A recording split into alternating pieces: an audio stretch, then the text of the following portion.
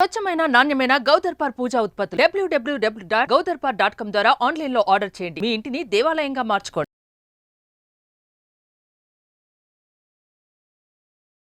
నమస్కారం, నేను మీ జాహ్నవి. మనతో ఉన్నారు ప్రముఖ జ్యోతిష్య వాస్తు పండితులు, ప్రముఖ ఆధ్యాత్మికవేత్త, అగ్ని ఉపాసకులు, వేద స్మార్త జ్యోతిష్య ఆగమ ధర్మశాస్త్ర ప్రతిష్టాంత పండిత వర్యులు బ్రహ్మశ్రీ అన్నవరపు తిరుపతి మూర్తి అవధాని గురువు గారు శ్రీకృష్ణ జన్మాష్టమి. మరి దీనికి సంబంధించి ఆ రోజు మనందరం కూడా ఆచరించవలసిన పరిహారాల గురించి, విధి విధానాల గురించి పూర్తి వివరణ గురువు గారి మాటలు అడిగి తెలుసుకుందాం. నమస్కారం గురుగారు.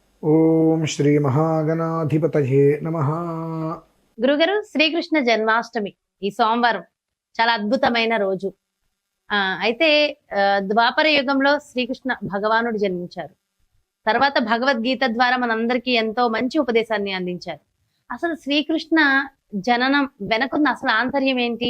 ముఖ్యంగా ఇప్పుడు వచ్చే ఈ శ్రీకృష్ణ జన్మాష్టమి నాడు మనందరం కూడా ఆచరించవలసిన విధి విధానాలు ఏమిటంటారు? వసుదేవసుతం దేవం కంసచానూరమర్దనం దేవకీ పరమానందం కృష్ణం వందే జగద్గురుం. కృష్ణుడి యొక్క జననం వెనకాల రహస్యం అడిగారు కదండి. కొంతమంది దుష్టులు ఉంటారు, వెధవలు ఉంటారు, అజ్ఞానులు ఉంటారు, మూఢులు ఉంటారు. వాళ్ళు కూడా భగవంతుణ్ణి ఏదో ఒక రూపంలో తలుచుకుంటూ ముక్తి పొందాలి అని. ఏమంటే కాలంలో అనేక మంది అన్నం కాకుండా అశుద్ధాలు తినేటువంటి వాళ్ళు కొంతమంది ఉన్నారు. వారు కృష్ణుడు 16,000 మంది గోపికలతో ఉన్నాడు అని నానా రకాలుగా విషయ పరిజ్ఞానం లేని వాళ్ళందరూ ఇష్టం వచ్చినట్టు మాట్లాడుతుంటా, అటువంటి వాళ్ళందరూ కూడా నన్ను తిట్టుకున్నా సరే నా పేరు ఎత్తి వాళ్ళు మోక్షం పొందాలని చెప్పి శ్రీకృష్ణుడు ఈ జన్మ ఎత్తాడు. అట్లా శ్రీకృష్ణ జన్మనకాల రహస్యంగా ఒక మనం చెప్పుకోవచ్చు. తిట్టుకున్నా పర్వాలేదు, నన్ను తలుచుకున్నారు వాళ్ళు పుణ్యజీవులు అవ్వాలి అని. ఆయన భగవంతుడు అండి, కరుణ అంతా ఇంత ఉండదు. అంటే అమ్మా, రామావతారంలో వానరులందరూ రాముడి వారికి సేవ చేశారు. ఆ సమయంలో రాముడు ఆంజనేయ స్వామి కావలించుకున్నారు. ఆ కావలించుకోవాలనే కోరికని వానరులందరూ కూడా కోరుకున్నారు. అంతమంది ఆయన ఎక్కడ కావలించుకుంటారు? అప్పుడు సమయం లేదు, చివరికి వచ్చేసింది. ఆయన ఏమన్నారంటే, వచ్చే జన్మలో నేను కృష్ణావతారం ఎత్తుతాను, మీరందరూ గోపికలుగా వస్తారు, అప్పుడు నా ప్రేమను అందరూ పొందుతారు అని చెప్పి వరం ఇచ్చారు. ఆ వర ప్రభావం ఆయన కృష్ణుడిగా ఎత్తడం, 16,000 మంది గోపికలు, అష్టభార్యలు అని చెప్పి అస్కలిత బ్రహ్మచర్మ ఆయన. అందుకనే నెమలి పెంచముంటుంది.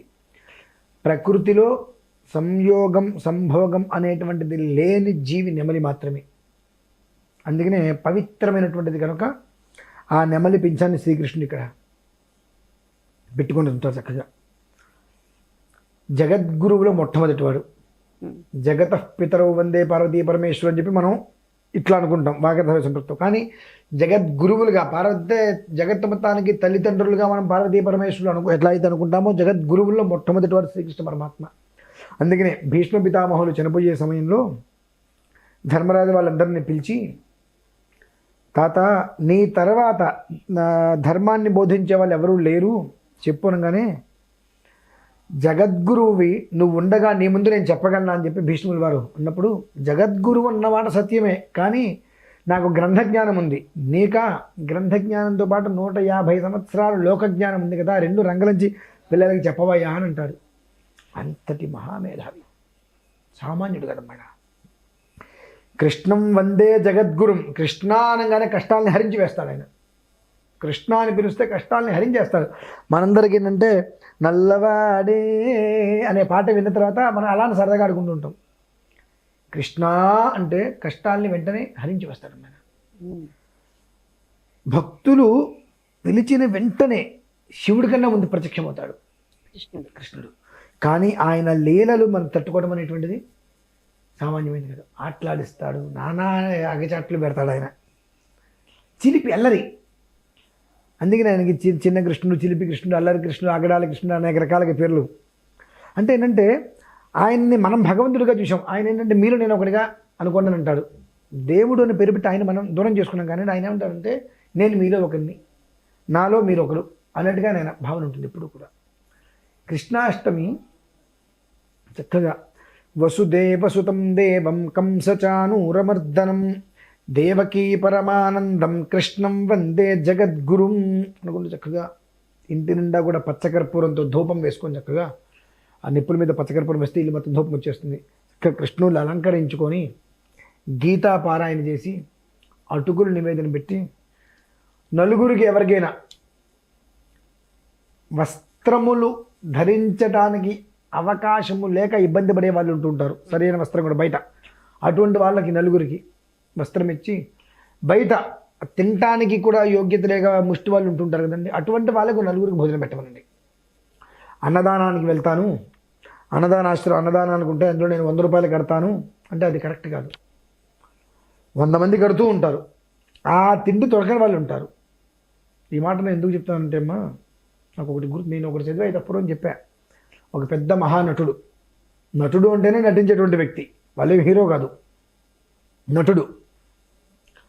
నేను హిందూగానే పుట్టాను, రోజు దేవాలయానికి వెళ్ళేవాడిని, దేవాలయం బయట ముష్టెత్తుకునే వాళ్ళకి భగవంతుడు మంచి యోగ్యత ఇవ్వలేదు కాబట్టి నాకు ఈ యొక్క హిందూ ధర్మం మీద నాకు పోయి నేను మొత్తం మారానని చెప్పుకున్నాడు. నీలాంటి వాడికి అవకాశం ఇచ్చి గుడికి లోపలికి పిలిపించుకుంటున్నాడు అంటే గుడి బయట ఉన్న వాళ్ళని నీ కంటికి చూపించడం కోసమే.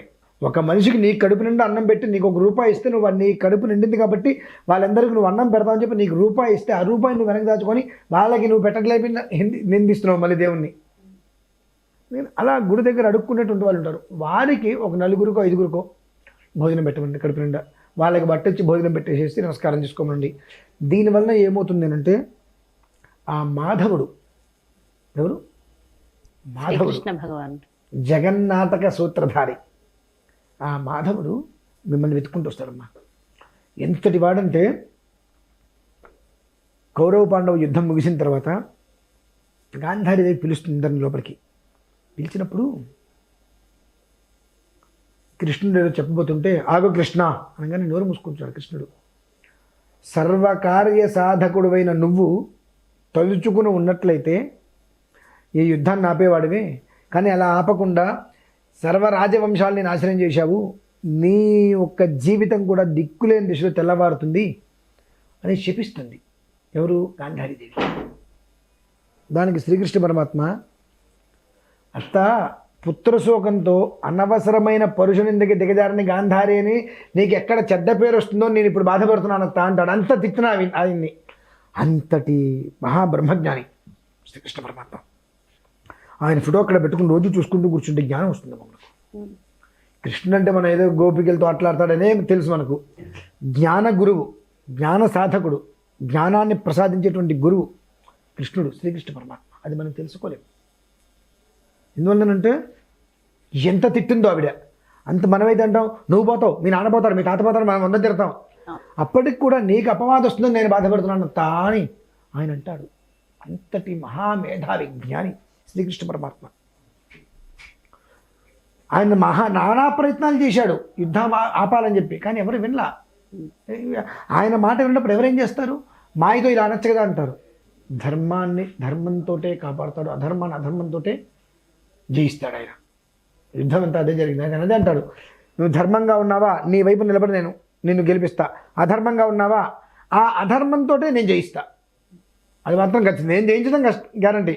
నువ్వు ధర్మంగా ఉంటే నీ వైపు ఉంటా నేను, అధర్మంగా ఉన్నావా అధర్మంగానే నిన్ను ఓడిస్తా నేను.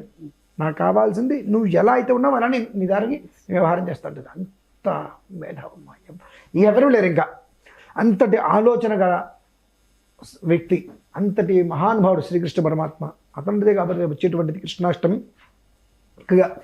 వసుదేవసుతం దేవం కంసచానూరమర్దనం దేవకీ పరమానందం కృష్ణ ముందే జగద్గురు అని చెప్పి చక్కగా ఆయన అంగాంగ సుందరంగా వైభవంగా చక్కగా పారాయణ పెట్టు బొమ్మకి చక్కగా అలంకారం చేసుకొని గీతా పారాయణ చేసుకొని అంత అటుకులు వెన్నపోసే స్వామివారికి నివేదన పెట్టేసి ఒక 4 ముష్టి వాళ్ళకి చక్కగా కృష్ణుడు రూపంగా తలిచి కథామోహం ఇలా పెట్టుకొని పెట్టకుండా 4 దగ్గర తీసుకెళ్ళి చక్కగా అన్నం నేను పొట్లం కట్ట పెట్టేస్తానని పెట్టకుండా వాళ్ళల్లో భగవంతుని చూసుకో. నువ్వు హోటల్కి వెళ్ళి నేను హోటల్కి 4 తీసుకొచ్చి పెడతాను, అన్నదానం డబ్బులు కడతా అంటే ఉపయోగం లేదు.